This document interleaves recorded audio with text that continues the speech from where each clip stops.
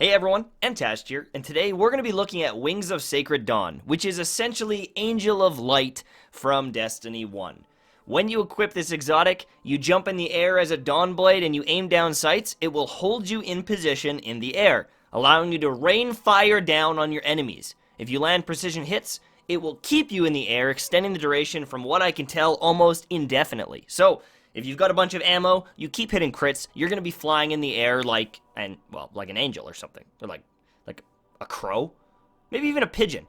Honestly, if I was to describe what you would be like, it would be like a seagull or a pigeon. Like just kind of like a shitty bird, because this exotic, it's gross. I'm not a big fan of it in PvE because I think there's very limited situations where it does really anything. If you have the top skill tree of the Dawnblade, when you get airborne kills, you're going to reduce your cooldown on your grenade and your melee, which is definitely good. If you like to jump in the air and shoot things, you kind of want that fun factor, it's pretty good. One of the biggest things I would recommend doing is if you have the Wardcliff coil, you can use that as your rocket launcher, jump in the air, float in the air, and then shoot everything, and that's pretty good as well. But I'm not a big fan of this exotic in PvE. I don't think it has a lot of value. It's kind of just trolly and fun to use if you want to just change up your playstyle a little bit. In PvP, I would argue that there are situations where it is a little bit better or it has some value, but overall, I am not a fan of this exotic. There are situations where you will outplay opponents using this exotic. You can float through the air, they won't expect you to be there, and you'll win a duel because of it. You might be low health, and you float above a doorway, they come through, and you come up behind them and punch them in the back of the head! Okay? There's situations where you just float above a doorway, and they can't see you, they can't shoot you, it saves your life. There is outplay potential with this exotic, but I'm not a big fan. When you jump in the air, aim down sights, and you're stuck floating there, you're just an immobile target. You can't strafe, you can't really move, and yes, you can catch people off guard, but at any sort of distance, this exotic becomes rapidly worse and worse. Now right there, that was a cool situation. He jumped up in the air, he punched me, he fell to the ground, he couldn't get back to me, I killed him. But at any sort of range, you're not going to be tricking anyone. They're going to see you in the air, they're going to adjust their aim slightly, and they're going to pick you out of the sky for free.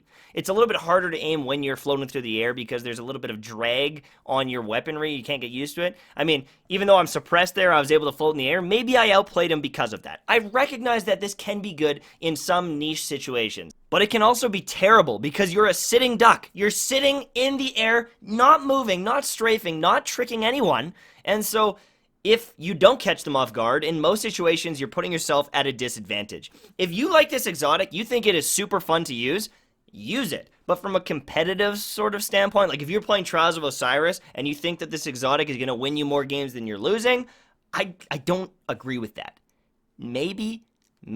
If you have like a fusion rifle and you're jumping above a doorway, you're tricking people, I could see some value. I definitely understand that there are like moments in time where you're going to feel like a badass using this, but there might also be moments where you feel like an idiot for jumping in the air and aiming down sights. I also really don't like that if you want to just jump across a doorway quick, aim down sights, and shoot someone kind of to finish them off, now it's a much slower process. You're sitting in the air, you're fucking slowed down, you're stuck in the air for like a second or two, and that quick maneuver all of a sudden becomes this long, slow process, and it doesn't feel as effective in a lot of situations. I would never be able to play this playstyle long term. I find it atrocious. But if you want to change things up and have some fun, you want to go pull out a sniper rifle and make some big plays while flying through the air, do it. It is a fun factor exotic in my opinion. This is something that while it might not be good, you can make some big plays and laugh your ass off at them. You know, you could fly over Zone B, rain down a grenade. There's a lot of cool things you can do with it, but I wouldn't say that this thing is quote unquote good. Honestly, it just gives me flashbacks to Destiny 1 where people would use Angel of Light to dink around in the Crucible. It wasn't because it was amazing, it wasn't because they were going to win games, it was just a fun playstyle to use. And I recognize that some people didn't pick Angel of Light in Destiny 1 because there were better perks to pick in the skill tree, but no one was talking about Angel of Light saying, "Oh shit, this thing's amazing!" No one was using the Titan helmet Imperium Bellicose, which essentially did the same thing, going, "Oh, this thing's amazing!" other than True Vanguard. But that guy's weird. He doesn't know what he's talking about.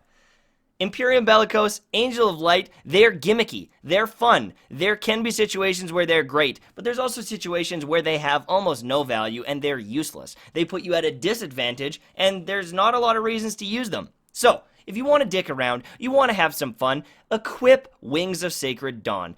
They are a trolley exotic that are honestly pretty fun to use, but don't expect to be like the god tier, best of the best, Mtashed level of good by equipping this. I mean, are you going to be able to shit on a Sentinel Titan who's got the worst melee registration in the game? Yeah, maybe. Maybe you will. But that's a niche market. That's it for me. Hopefully you enjoyed the video, and I'll see you soon, my friends. Bye-bye. Actually, before I go, I wanted to give you guys an opportunity to help out my stream tremendously. Now, I know there's going to be a bunch of people that watch my stream, watch my YouTube, that probably have Amazon Prime. If you have Amazon Prime, you can automatically get Twitch Prime, and you get a free subscription every month. So, if you're already paying for Amazon Prime, you can then get Twitch Prime, and then subscribe to me on Twitch for free. Now, here's the kicker. Not only will you get emotes in my chat, I will get the full amount of a normal subscription.